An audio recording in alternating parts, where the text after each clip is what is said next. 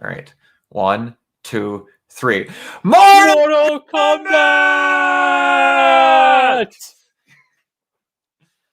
This is the most 90s movies I've ever seen in my entire life. I forgot just how 90s this movie is. You've watched this before, correct? I'm sure I have before, but this is the first time I've seen it like front to back. And we'll get into it. Oh boy.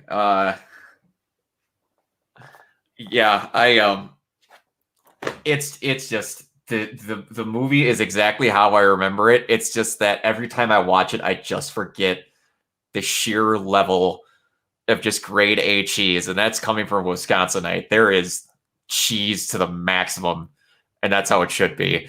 Like, give or take, this is the debut episode of a show which I did not come off the top with this because I was not starting this episode any other way. But this is 0 stars. Mike came up with the title, which I love. And we are going to review things that aren't exactly top-notch. And I will admit, this is probably, until this next Friday comes, from what I've seen from reviews and what I've heard about how they're presenting this movie and how passionate this guy was, I'm pretty sure this is probably going to be the best video game movie that comes out. This movie is not. As much as I love this movie, every time I rewatch it, I gotta go, okay. Because when we first started doing this, we're like, we should really do a 0 stars. Then we're like, we could do it for the Mortal Kombat movies. I'm like, yeah, Annihilation deserves it. But then I'm kind of like, man, I don't know if Mortal Kombat does. Then every time I watch Mortal Kombat, I'm like, okay, maybe it does. Hold on, before we get too far, for the 5 of you who are probably not aware of this movie, here's a little synopsis.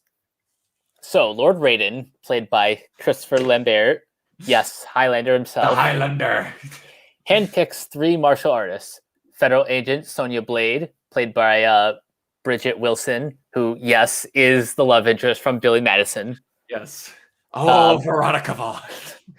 Shaolin monk Liu Kang, played by Robin Shao. Yep. And action movie sensation Johnny Cage, played by Lyndon Ashby. And he mentors them. After intense training, Raiden transports the trio to Outworld, the site of an interdimensional fighting tournament. There, the 3 humans must defeat the demonic warriors of the evil Shang Tsung, played by Kari Hiroyuki Tagawa, or allow Soon to take over the Earth.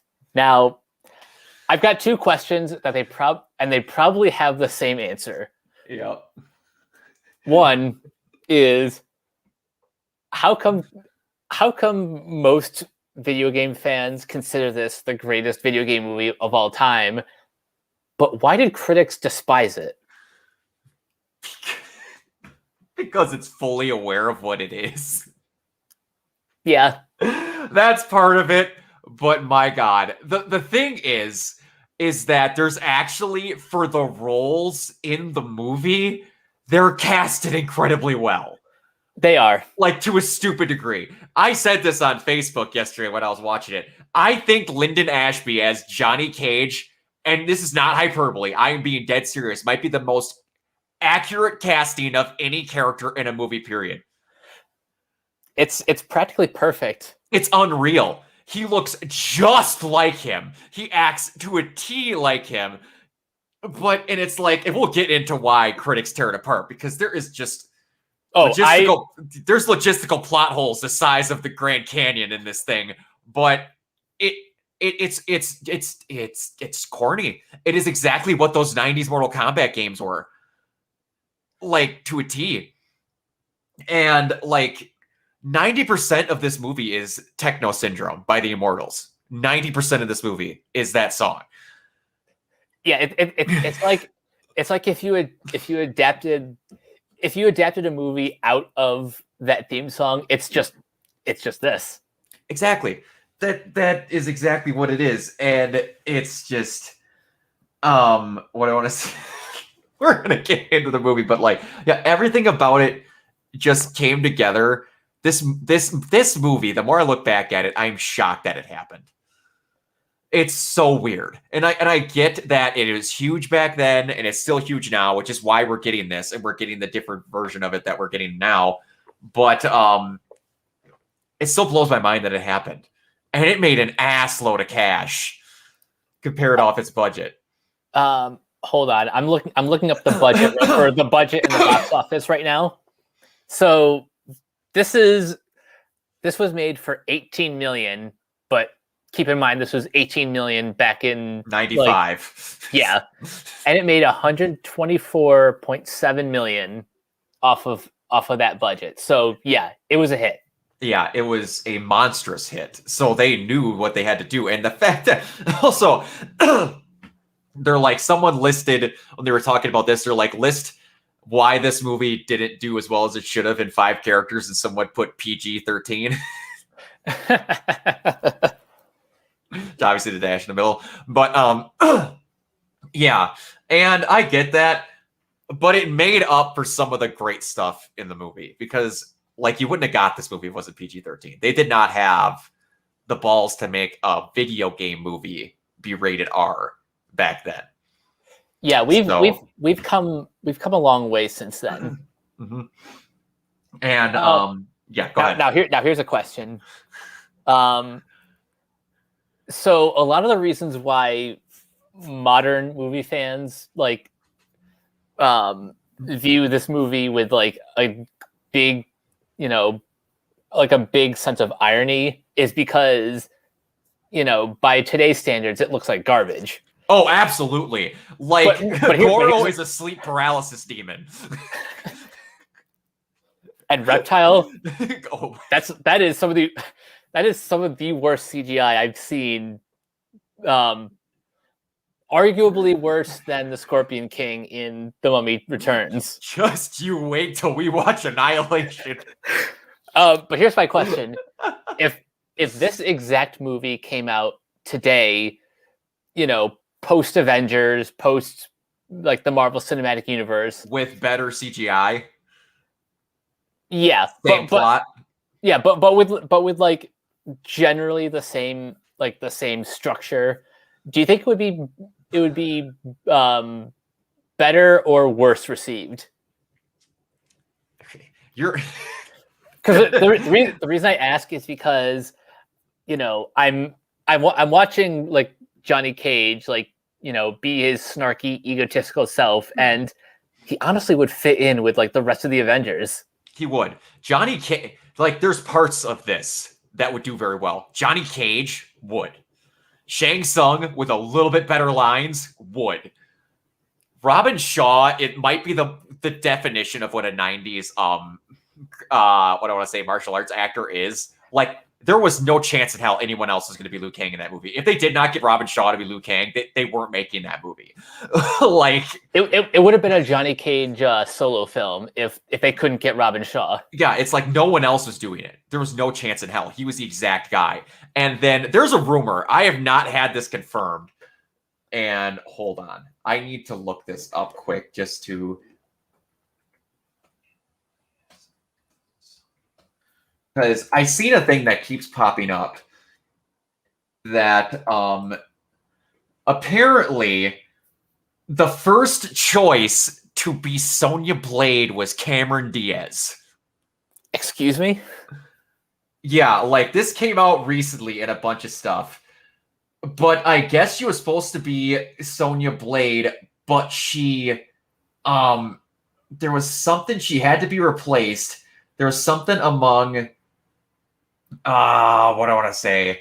Like she broke her wrist or something while she was training. And like this is all happenstance, but there's like a lot of reputable websites like Screen Rant and all this stuff that were talking about how she was supposed to be it, but injured herself during her training for it. Wow. I gotta tell you, I don't know what I would like more, because I'm going to be honest. As much as I like Brigitte Wilson, man, is the good chunk of the ham in this cheese sandwich how her lines are delivered. Oh, yep. And if you could have got prime 1990, fresh off The Mask, Cameron Diaz to be in this movie, as Sonya Blade. I know. I'm picturing it right now, and yeah, that could have been something else because honestly, like it was super distracting seeing Bridget Wilson in this role because I'm obviously more familiar with Billy Madison, but yep. Seeing her come up, like, okay, that makes sense. Both movies came out in '95. She was obviously getting some heat. Yep. Yeah, it was something else. Like, I'm not gonna lie, the person in me ever since I found out that information was like, my God, this movie could have been, in my opinion, even better if it would have had Cameron Diaz. Because in my opinion, she's a better actress than Brigitte Wilson. And she would have fit the bill for what Sonya looked like more, in my opinion. And I think she could have pulled off some of the lines better and also she could show she could do some action. Give or take, she didn't do a lot of it in the Charlie's Angels movies, but she could. And the fact that she was like doing enough training where she broke her wrist doing it, she was obviously doing some hand to hand. But go ahead. I'm just like looking at a couple random pictures and well, not necessarily for this movie, but in some generic adaptation of Mortal Kombat, I'm thinking Katie Sackhoff would have been a good Sonya Blade. Katie Sackhoff would have been another good shout. She would have been pretty good. But yeah, anyway, yeah, they had the cast and they stuck with it and they were good. I will tell you though, man, I don't know about Christopher Lambert as Raiden. Also, they spell Raiden's name wrong. Wait, do they really? His name is Raiden. Yeah, what the hell's the Y doing there? I don't know. It's like they go out of their way to spell everything correctly in this entire movie, but the only thing spelled wrong is Raiden.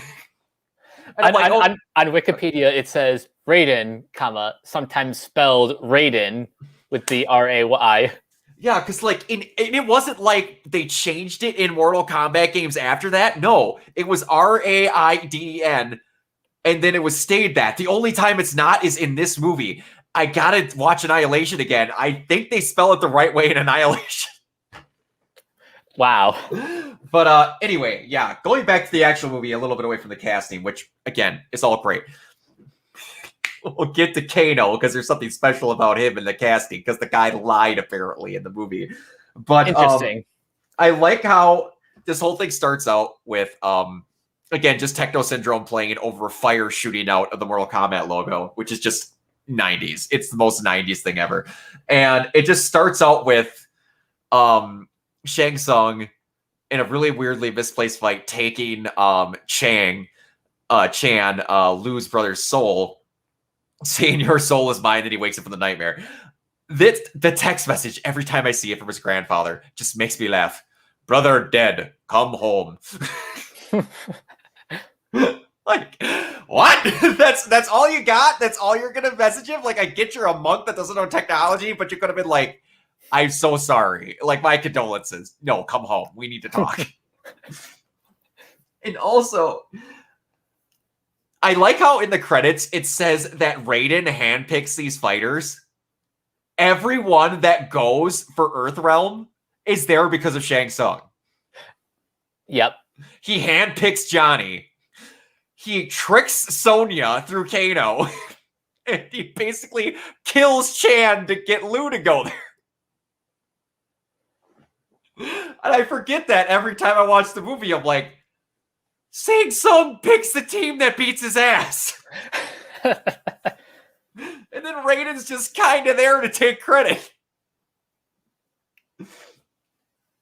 But yeah, in hindsight, Raiden, he didn't really do anything. He's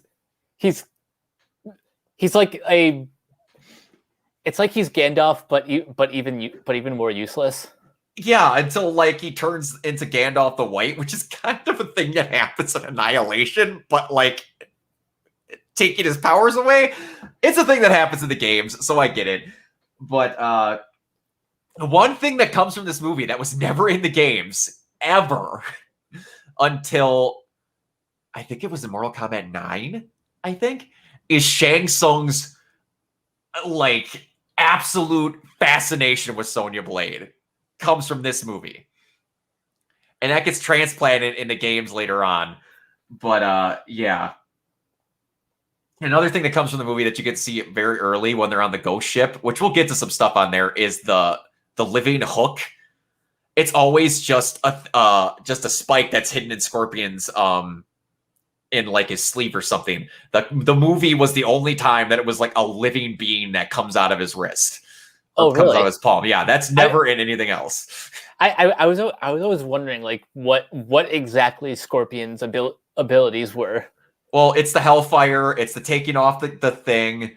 Most of what he does actually like is legit in the movie. Like he could teleport, he could do all this stuff, and you could take his head off, and it's just a skull underneath. But like, yeah, the living thing that I go back and forth every day, whether or not I like that or not. But the living hook is from the movie. I also forget every time we watch this movie just how much of an asshole Robin Shaw plays Liu Kang as in this movie. Yeah, he plays it very like very either no nonsense or like I'm just gonna do things my way. Absolutely. Like when he throws Johnny's bags off the pier when he gives him the money, like I just took it. Thanks. And he walks off. If Robin Shaw has one of the best cheesy smiles out of any movie star ever. So whenever he just gives that and he just walks away, I was just like, oh man, you should have been in more stuff. I always think of him first from Beverly Hills Ninja before I think of this. Which, oh man, then that makes me miss Chris Farley. But anyway, I have to ask, before we get too far into this, how much about Mortal Kombat do you know? Really only like the basics. Okay. All right. Yeah, because I'll go through some things that are kind of like just came from the movie and just came from that. But yeah, the tournament and all that they go into about winning and then like Outworld and all that stuff, that is very much from the game. That is 100% ripped clean out of the game. So that's very true. Like I love when they're in the club as well before we get too far when we're on the ship. I love how Sonya lets the guy that she's chasing after fire about 8 rounds from an Uzi into a live crowd, which no one gets hit, by the way. Yeah. And then just blows the guy away with a shotgun. That whole club scene was very it was very ridiculous in the most 90s ways. It is, absolutely. But it's like they had to have Shang Tsung have Sonya there, and then the guy who plays Kano. Kano started being Australian after this movie. Okay. He was supposed to be British. And you can hear in some of his lines that this guy is trying his best to do a British accent and how he talks and how he delivers some of his lines and the words that he says. But I didn't buy it for a second. Like, oh no, obviously he doesn't do a good job. You can see that he's trying, but he's failing. And he comes off as 100% Australian. After this movie, they changed Kano's backstory to make him Australian. And now he's the most Australian to ever Australian in those Mortal Kombat games. Like, it's ridiculous. And he gets worse every game. Somehow they find a new level of Australian. It's great. Kano is played off as just the idiot that Sonya has to deal with in every game. But, oh my gosh. There's a great part in Mortal Kombat 9 where they're fighting on a bridge where they're basically just rebooting the original because they needed to redo everything. And then like he just comes face to face with Kano and he's like, shrimp? I don't know. Jokes? It's like you got nothing, but he's Australian. That's all he is now. He's an Australian dude with an eye laser. But yeah.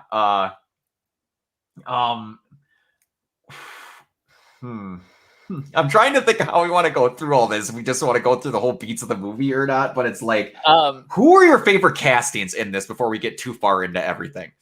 I think my top 3 are Johnny Cage, because Johnny Cage is perfect. Yep. I like Liu Kang. Yep. And I think some of his fight scenes were, a lot of the highlight. And then my number 3, which it took me a while to figure out that was him. Kevin Michael Richardson is the voice of Goro. Really? Yeah. Huh. I did not realize that. Like I thought it was him at first. Like when he first showed up, and I'm like, wait, is that him? So I looked it up as I was watching it, and yep. It's Kevin Michael Richardson as the voice, but the actual body playing him, that's Tom Woodruff Jr. It's also crazy that they were able to pull off, quote unquote, as good as they could of Goro in that. They absolutely at all did not need to have Goro in that movie. Like, I get Goro is important and he plays the role that he plays in the games, but man, they did not need to try for Goro, and they got him in there, and I was quite proud of what they were able to pull off even back then. He's honestly the best looking thing in the movie, and if that's not CGI, it's even more impressive. Yeah, I think it's a bit of both, probably. It looks like a bit of both, because the face looks like someone is puppeting that thing every time I look at it, and man, I can only look at it for so long. That thing is the definition of a sleep paralysis demon. Like, it's ridiculous. But yeah, they I have to ask, does it come across just how scattershot the actual tournament is throughout the movie to you? I like every once in a while I had to remind myself, oh yeah, this is supposed to be a tournament. This is supposed to be a tournament. Like, at the start, Kano, what was I supposed to say? No, like Lou has his fight with random Dreadman in just with a bunch of people around, and then it cuts to Johnny in a random orchard, and he just finds Scorpion. It's like and I'm trying to be like, did they even count wins in this? Because Kitana goes on later that they're like, they lost 10 Mortal Kombats in a row. I'm like, there's no scorecard, there's no nothing. It just has to be your fighters are left, and then that's it. Because it's supposed to be no one makes it past Goro. And I get that, but then why do you have anyone else? Yeah, that's a good point. Yeah. No, in the games, like do they have like the traditional tournament like brackets and everything? Like or is it set up more kind of like the Cell games? The weird thing is it depends on what game you're in, because basically it just always happens to be Shang Tsung cheated or hey, you're not playing by the rules. But it's like basically when you play the games, you have the stories of like Liu Kang, who I need to explain. Kung Lao is in the Mortal Kombat movie that's coming up. And you see Liu Kang mention Kung Lao. Kung Lao is an ancient Shaolin monk that the Kung Lao that's in the movie is named after, or is a descendant of. And so is Liu Kang.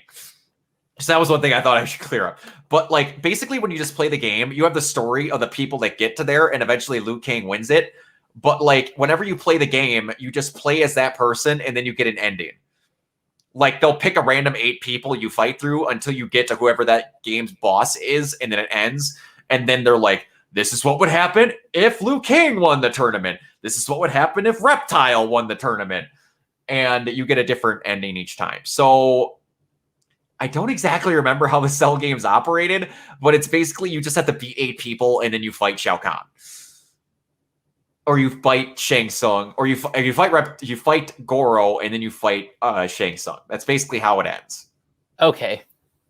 So it's kind of like this, but there's actually a structure because you just go up a tower and you fight them until you beat the person, and it keeps going up and up.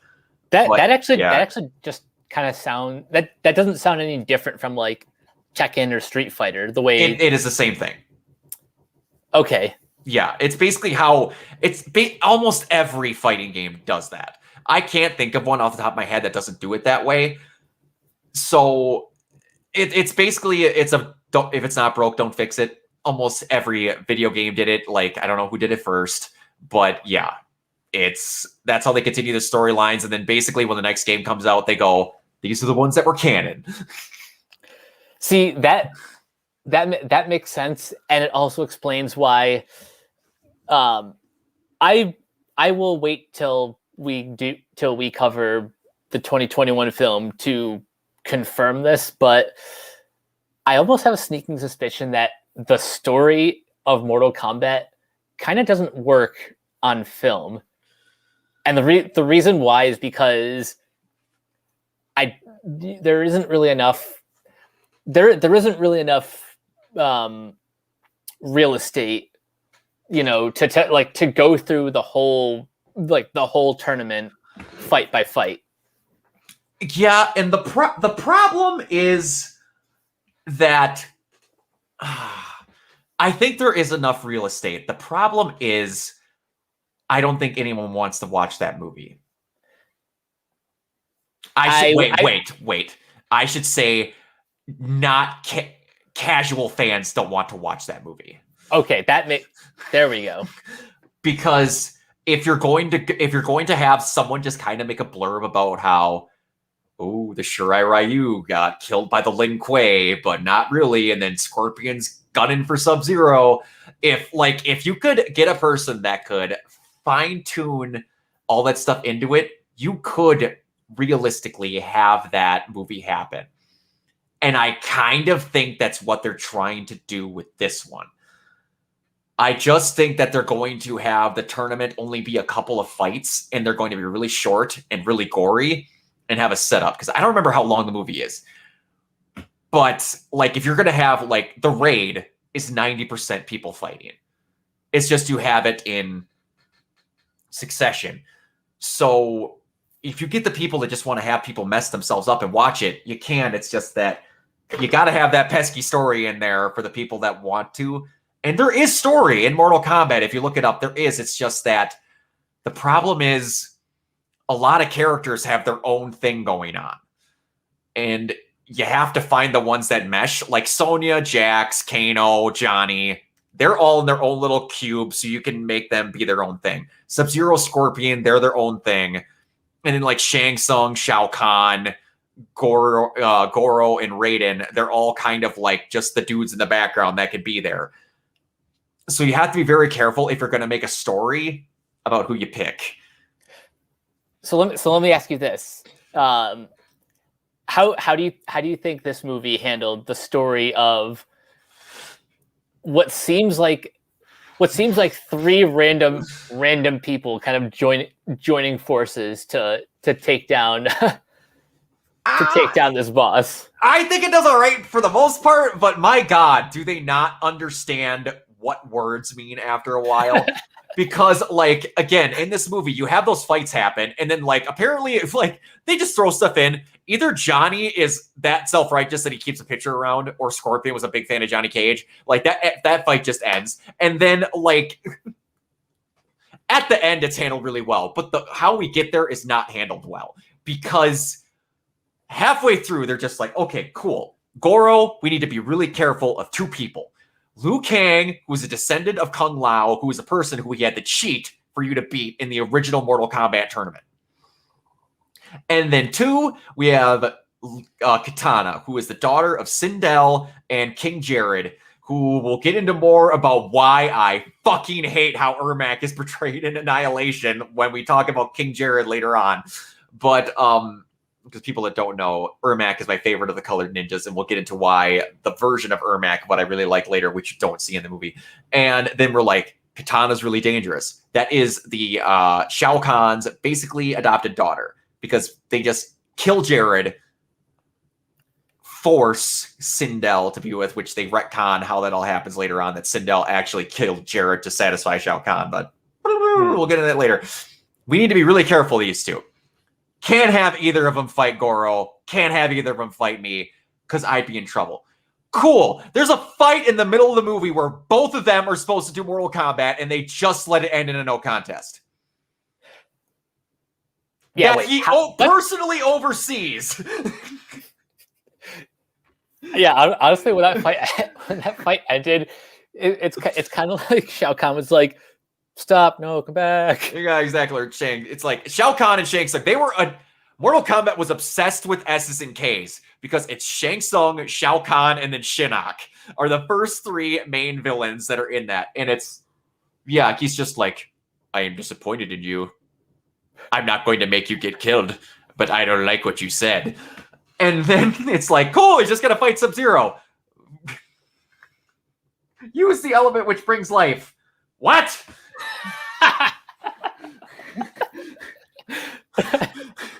What?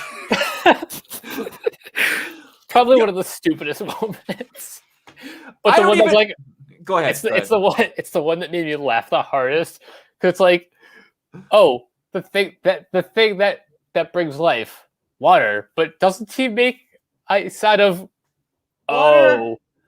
And it's like, also, Liu Kang does not know he's fighting Sub-Zero at that point. He just thinks he's fighting some blue ninja. He just thinks he's fighting some... Yeah, like, I don't even know if he knows he's fighting the blue ninja. Like, he saw Sub-Zero freeze random, I'm going to do my jitsu for 5 minutes and then try and air kick you and then go into a million pieces. By the way, the only time that freaking Shang Tsung says the word flawless victory correctly... Yeah, the other time was... with Goro, where Art gets like 5 hits in on him, and then Goro kicks the shit out of it and he goes, flawless victory. I'm like, no.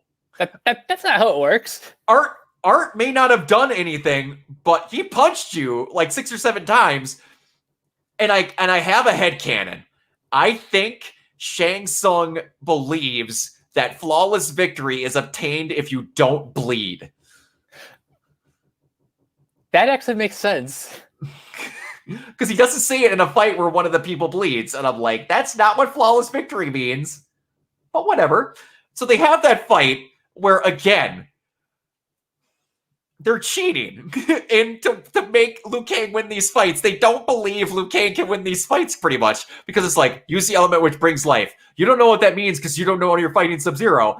But it'll mean a thing. And you know how the water gets there? Because Raiden brings it there. Cheater. And it's like, oh, I forgot that this water is sitting here. Thank God Katana stopped by to remind me.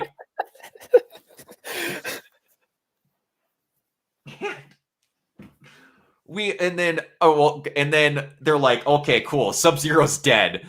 We need to have someone else fight because Scorpion just fucked off to wherever. Because he didn't die. He's in Annihilation. And so is Sub-Zero, but we'll get into that later. That's actually a story thing from the games. That's an actual thing. But, yeah, so we're just going to have Goro throw around a bunch of goobers into a pit, not show any of the fights because we got to get this movie chugging along.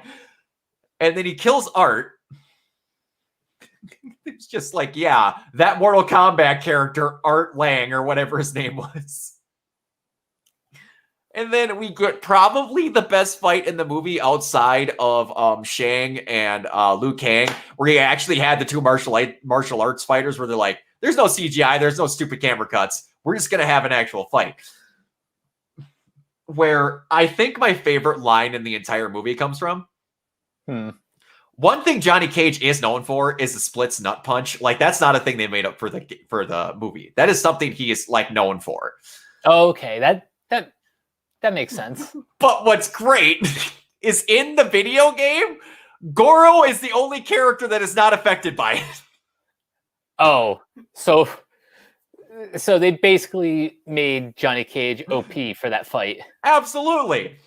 And then he nut punches him after he. Oh, I take that back. We almost skipped it. My favorite line in the entire movie. He breaks his sunglasses and goes, "Those are $500 sunglasses, asshole." And then when he finishes, this is where you fall. This is the part where you fall down. They bring back that dumb line from the freaking actors where he just punches him off a cliff. He has a, what do you want to call in WWE terms, a squash match with Goro. And before we get to that, again, Reptile is in this movie, which you forgot to like, just scrambling around. And then before this fight happens, Raiden is just like hiding behind a post, waiting to come into scene, while Johnny is like, to Shang Tsung, "I'm fighting Goro so he doesn't kill Sonya," basically, because they're just on the beach for 2 minutes, like kind of saying that they're a thing, but they're not. And then he's like, "Okay, but then I get to choose whoever the next fighter is and the location." And Raiden, like, literally ninja steps from behind this pole going, "Oh, no, we can't do that." Why did you stop him 2 minutes before? They just have some, and again, in this battle ordained by the Elder Gods, they didn't even shake hands. Yeah, they're just like, this is happening, and there's nothing you can do about it. Yeah. You find out that, okay, I guess he's not. Oh, also, Sonya kills Kano in a random fight that lasts 2 minutes, which has another line that is quoted by all sorts of people.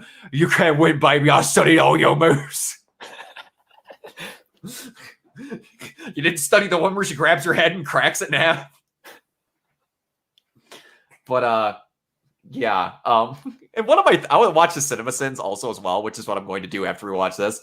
I love how they're like, I'm glad that Sonya did the hot thing of making her pants into booty shorts. But can you explain to me how she gets a new pair of pants? Because there's no way in hell that she packed a second pair. But yeah. And then we get the deal where he's like, "Oh, you killed Goro. I'm going to make Sonya fight me." Like, so your obsession was that you want to fight Sonya at Mortal Kombat because you don't believe you could beat any other fighter. I'm glad you're the ultimate bad guy who is behind Goro.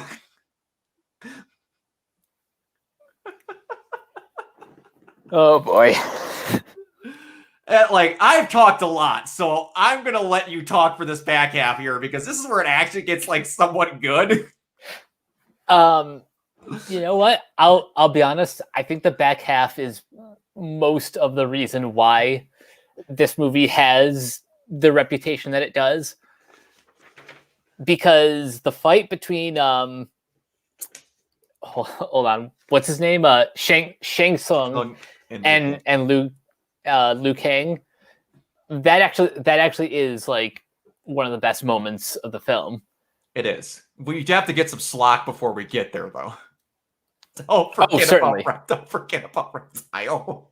Yeah, let's talk about Reptile. First of all, the CGI is horrendous. We've been over this. Oh, it's bad.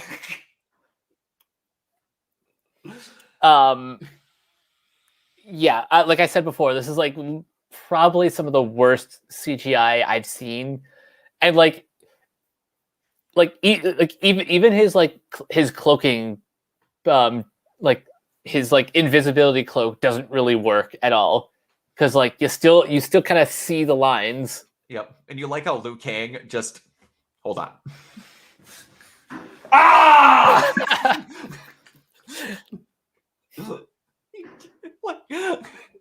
And then I like a base knowledge of Mortal Kombat. Depending on what game you play, Mortal Kombat is Reptile is more reptilian. But like when he first started, he was just a guy who was in a Green Ninja outfit that spit acid. And then like if you rip the skin off his face, he was Reptile underneath. It wasn't until I want to say Mortal Kombat 3 where like he looked like an actual reptile with a tail. And I think that's what they're trying to emulate here, but yeah, that CGI is bad. It seems like they had like it seems like they were like trying to have their cake and eat it too by like before he enters the fight, he's like that like awful CGI monstrosity. Yeah. And then like I don't know, he gets trapped by this rotting corpse. I don't know what the hell that was supposed to be. Because like these statues are all over the place. And they clearly look like they have no function, but you throw Reptile into one and he gains the ability to have green clothes and skin? Because sure.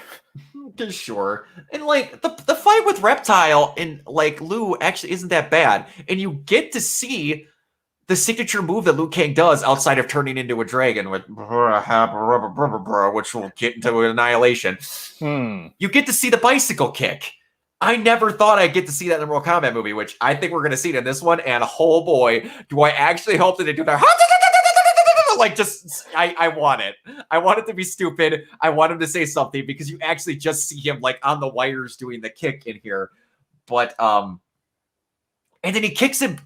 Again with the rules with this thing, he kicks him back into that thing, and then he gets trapped into it and turns into a bunch of bugs.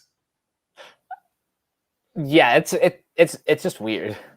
Yeah, the fight itself is actually pretty good. It's just the start and the finish that's just weird. Yeah. Oh boy, I almost forgot before we get away from it. Ed Boon got his money paid to him in voice acting in this. In the video games, Ed Boon, who is the co-creator of Mortal Kombat along with John Tobias, is the guy who says "get over here" for Scorpion. Oh, that's cool. Yeah, and never in the games is there like "come here," I believe is said as well. But there's also like, I think Scorpion said the word "here" 6 different times. Because it was like, "Get over here, come here, get down here." Yep. I'm pretty sure all the variations were used.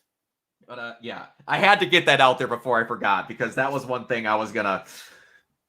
Oh my gosh, I have freaking notes upon notes for this one, but yeah. Something that I want to mention before we get too far is have you actually looked at like the soundtrack for this film? It's like insane. Every track is good. I don't know their exact names, but there's never a bad music track in the entire movie. Oh yeah. I think my two favorites that stand out are Zero Signal by Fear Factory, and Twist the Knife by Napalm Death. I love the names of these. The Immortals, Fear Factory, and Napalm Death. Like, you just look at that track list and you're like, yeah, this is going to be a fighting movie. Oh, and there's a Typo Negative song in there too. Blood and Fire. Oh, of course. Out of the Ashes mix. Of course. Of course. Oh, also, again, since we're going to get to the end fight, but we're going to talk about some stuff first, I have to ask you, Liu Kang was ready for this fight because he learned so much. Raiden goes on and on and on about how Liu Kang needs to learn to do all this stuff before he can fight him. The thing he learns is Sonya has to accept the fight before they can have Mortal Kombat. There's nothing else I can teach you. You know everything. You can defeat the world. 20 minutes ago, you told me I didn't know shit. He says one thing, and that suddenly means everything. And then Katana finds him after the reptile fight and goes, "So you are learning." What is he learning? What, did you do all the learning off screen? Apparently, it's the Naruto shit where you're about to get into a fight and then they have the flashbacks of all the stuff they learned because they didn't put it in the actual show. But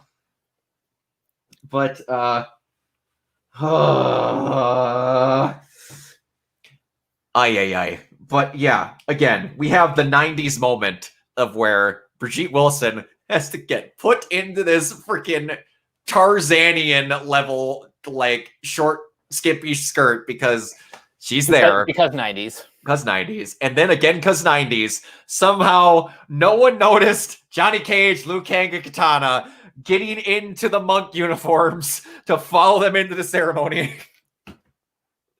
Because 90s. Oh, I almost forgot. We're going to get there.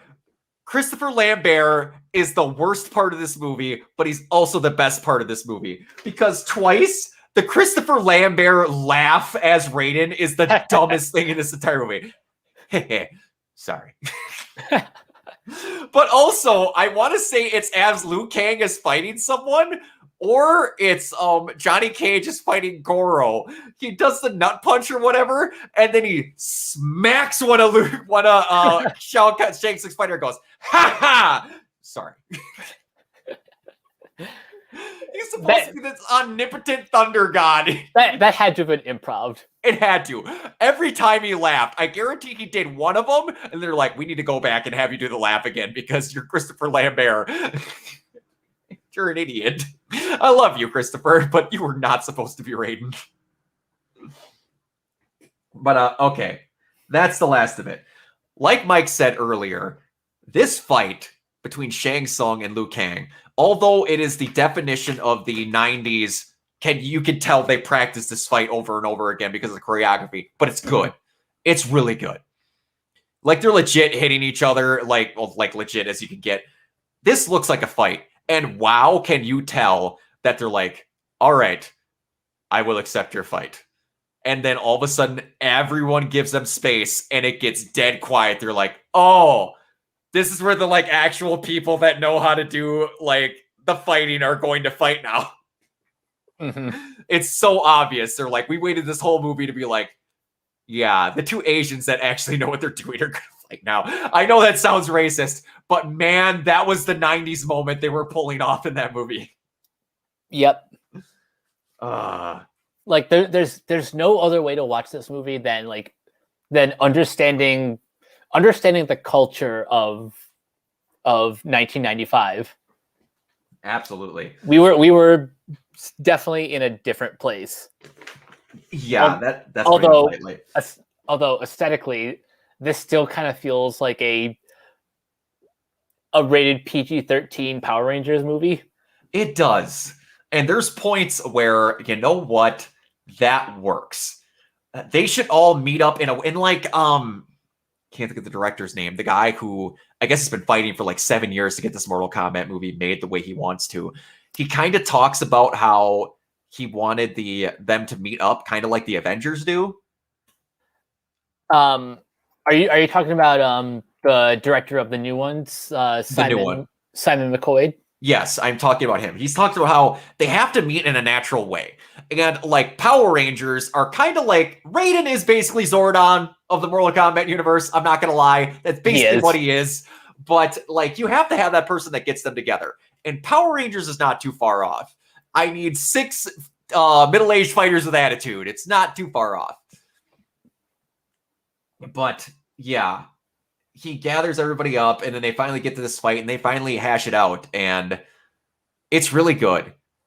It's really, really good. It is what you wanted, like outside of having like maybe a little bit more CGI and some of that stuff, which you're going to get in this one. You saw it in the trailer. They're not skimping. And the only thing that, man, it's one of the dumbest moments in the entire movie. Like he has the fight with all the goons. And then that's done. And then all of a sudden he screams out, "Sorcerer!" And he finds out he's where Shang Tsung is. And then Shang Tsung's just up here, just up on the thing. And you have to have that dumb moment where he has to go, aha! And he runs up the steps. I laugh at it every time. Like, you guys did not think how stupid that looks. You should have just had him do some, like, exaggerated, like, jump. Like, at this point, you had Goro. You can't tell me that there's some existential... Because you have Liu Kang use his actual fire blast at the end of this thing. You don't see it for long, and it doesn't look exactly like it, but he basically fire infuses Shang Tsung at the end of that fight. I'm like, you could have just had him jump up there. You really could have. Or had him parkour. You had to have him still frame, no cuts. Yeah, just like run up the stairs. Yeah. Did you think it was a little bit over the top also? And again, this is from the CinemaSins guy. I love it. How at the end of the fight, it's like, cool, I'm going to set up Liu Kang to get stabbed with the Mortal Kombat symbol. But I'm going to make it so that the entire floor is not stabbable, so possibly he can miss the spikes.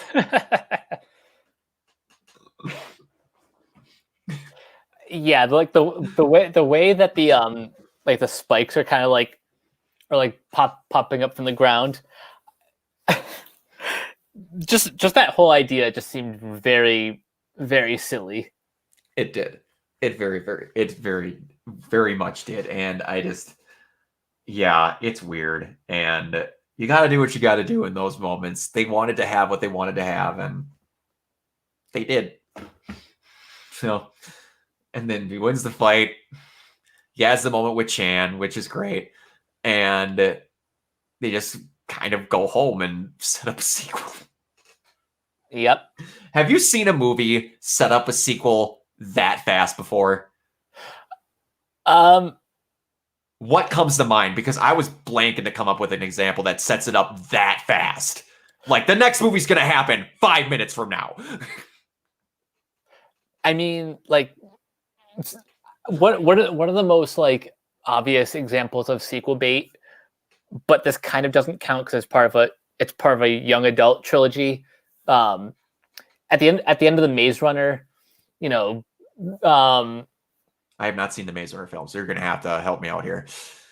Okay, so I don't remember exactly like how it's set up, but you know, at the end they get to like the place they need to go, and then when like I think the head of like this organization's like, congratulations, you finished, you know, you completed this thing. Now join us for, and she just basically describes like the start of the second film. Okay, that makes sense then. But yeah, that's the only other example of like the most obvious sequel bait that I could think of.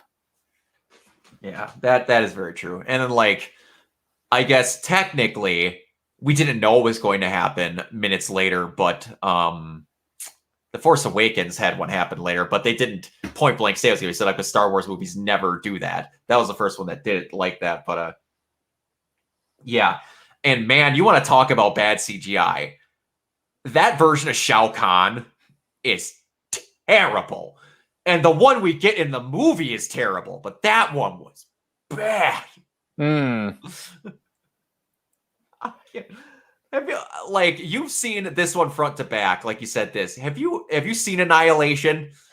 Again, only bits and pieces. Oh boy, they stick like 8 times as many characters in that movie, and like 2 of them land. Let me ask you now, and then we'll talk about this in the next review. But do any actors from this movie return, or is Annihilation essentially a direct-to-video sequel but shown in theaters? Okay, so I have to think out this exactly. Sonya is recast, Raiden is recast, Katana and Liu are the same. Lyndon Ashby does not return for this movie, and Johnny Cage is killed in the first 2 minutes of it. Okay, so I believe that is why Lyndon didn't come back, because that was going to happen no matter what. But yeah, I believe out of that main cast, you don't ever see who plays Scorpion or who plays Sub-Zero. So I can't tell you if they come back without looking up the actors' names, but I believe the only 2 people that come back are Katana and Liu Kang. Okay, so as long as Liu Kang is there, I can forgive the rest. Yeah, for the most part. And to be fair, Johnny's killed in the first 2 minutes. Not exaggerating. Outside of some talking, the only people that, like, everyone else is new in the entire movie. They're all characters that have never been in it before. So realistically, everyone else in the movie is completely new people. So they recasted two people that were in the whole movie outside of obviously Johnny, but he's barely in it. So realistically, it's not that bad. But you recasted 3/5 of the main cast from the first movie, and I never know why. Like, I just don't think they could get Christopher Lambert to come back. I'm going to be honest. But I don't know what it was with, like, didn't you say that Brigitte started getting some heat back then? Or was, like you said at the beginning of the review, was you talking about her or were you talking about Cameron Diaz? I was talking about her, but only because, if I recall correctly, Billy Madison came out the same year as. Okay, yeah, Billy Madison was February, and Mortal Kombat was August. Now that I think about it, I have no idea why Bridget Wilson didn't return. I don't know either.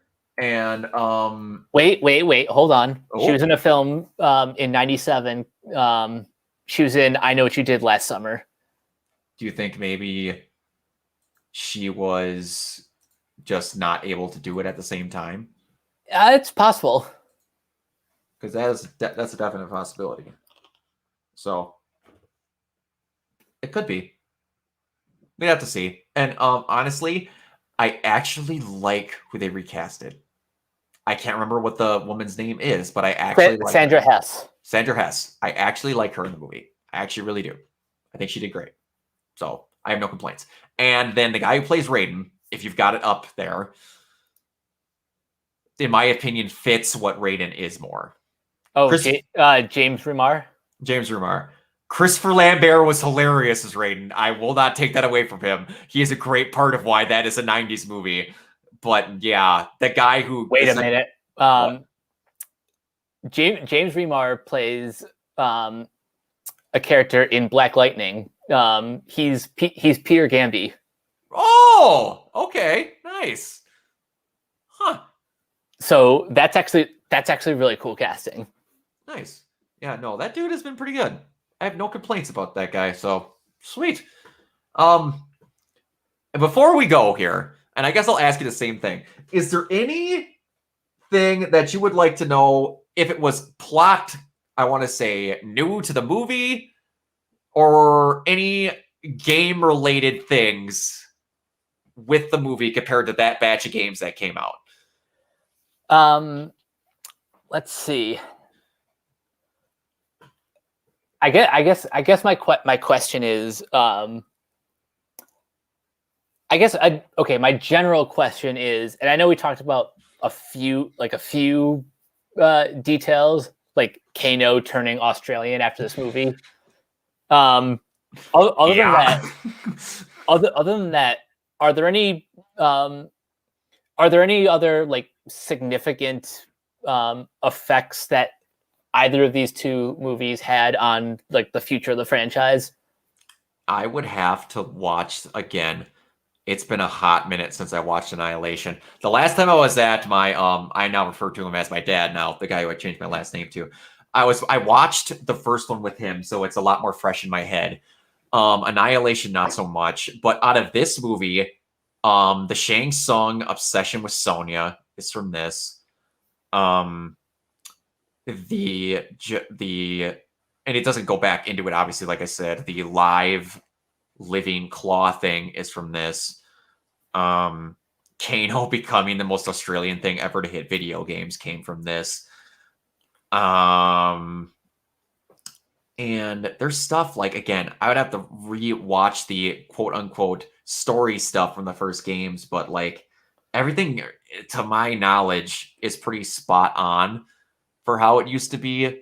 Like, again, it's just random people showing up at a tournament and then they fight people, and then you get past Goro and you get the Shang Tsung, and then Liu Kang wins the tournament. That's pretty bar standard for how it should be. Different from the game, man, under no set of circumstances would both Sub-Zero and Scorpion be fighting for Shang Tsung. Like, and especially it be getting along that well. Because, like, in the video, and again, in the video games. Scorpion is tricked by a guy named Quan Chi, which I'm kind of shocked is not in that new movie, because he becomes a big part of everything after he was introduced and kind of like rejiggered. He tricks Scorpion into thinking that Sub-Zero like mercilessly slaughtered his family. Like the Lin Kuei, which is Sub-Zero's clan, does take out the Shirai Ryu under orders from Quan Chi, but he doesn't like go out of his way to relentlessly murder Scorpion's family. Quan Chi lies about that wholesale just to get Scorpion to kill Sub-Zero. So like them getting along, and they say it, they're the worst of enemies, but under my power, they're my slaves. I was like, what power? Like, yeah, I didn't get that. Like in the video game, Shang Tsung can shapeshift, copy people's moves, and then outside of it, shoot a fireball. Yeah, none of that was represented here. No, I never understood that. That was the thing where they're like, it'd be really cool if Sub-Zero and Scorpion, fought some people together. Like, their rivalry, I guess, is quote unquote the term better represented in Annihilation, but yeah. It's bog standard for the most part, pretty similar, but not a lot changes. But yeah. How Sub-Zero version 1, I'm going to call him, dies is different. He gets killed by Scorpion normally, but there's canonically always 2 Sub-Zeros. The first Sub-Zero dies and becomes Noob Saibot, which, for all you clever kids out there, Noob Saibot is Boone and Tobias backwards, the 2 creators' last names. And then the second one, which I believe his name is Bihan, becomes the Sub-Zero that goes forward as everything. It's the first Sub-Zero's little brother, I believe. So there is that. But yeah, outside of that, it's basically the same. So you can't say much. Yeah. Wow. There's for better or for worse, there's a lot of Mortal Kombat lore to dive into. That's like I said, it would be a tricky thing to do, which this dude says he's been fighting for like 7 years to make this movie the way he wants. If you could get a guy that can very, like with the precision of a surgeon, interject why these people want to fight each other and then just hoy the fights in there, you can make a really good Mortal Kombat movie. So we'll see. Yeah, we'll have to wait and see. But for now, if you're just a fan of cheesy, stupid video game movies, you can watch Mortal Kombat for free on Peacock, or it's like, I don't know, $3 to rent on YouTube and all the other digital places. Found this out. You can't rent it on YouTube. You can rent. It's weird. It's so dumb because that's where I was originally going to rent it, and then I remembered I have the Blu-ray of the first Mortal Kombat because I'm stupid.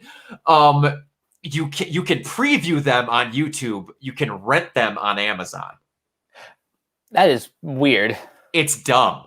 Don't ask me why, because YouTube typically YouTube has everything. But whatever. Yeah. Go watch it. If you just want to have a fun time and be stupid, you'll get enough enjoyment out of Johnny, Lou, and Sonya. And then Shang Tsung being a creepo. But yeah. That's what you got to do.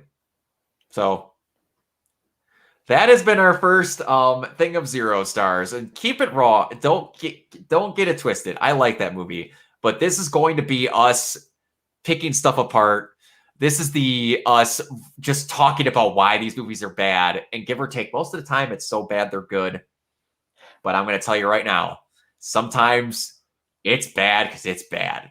And there's some shit we've got on a doc that's just bad. Mm-hmm. I want to come up with a good quote for this, and I want to say it's 0 stars, the same amount of fucks that were given by these directors. I will say that they did give a little bit in this movie.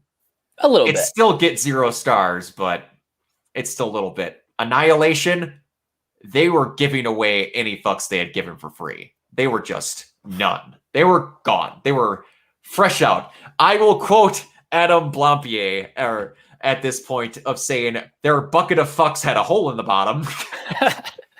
Nice. But yeah. So we will see you guys in the next one, which I think me and Mike are actually going to watch right now. So we're going to be pretty fresh on it. Mike, where can everybody find you? So you guys can find me on Twitter at Captain K42. You can check out all my Letterboxd quick thoughts on letterboxd.com/Coach K42. Find me in all the various Facebook groups just at my name. You can check out Renegade Pop Culture on Facebook and Twitter at Ren Pop Culture. You can check out all of our podcasts on Anchor, Spotify, Apple Music, or wherever you listen. And last but not least, everything can be found at renegadepopculture.com. Need an escape? So do we. Absolutely. And you can find me everywhere at Organoid Zero, Twitch, YouTube, all that stuff. Now that they got Outriders fixed, I'll be doing a lot of Outriders, and I got to figure out my other nights. Saturdays, I have game nights with the people from my Ruby page. Friday, I'm going to be switching to Resident Evil. And then Wednesday, I think I might start streaming Donkey Kong 64. Nice. Now that Castlevania game, shout out to them, they made a high quality HDMI adapter just for N64s. And it works like mint. There's no stuttering, there's no nothing. It works just awesome. But we will see you guys next time. Until then, toodles. Peace.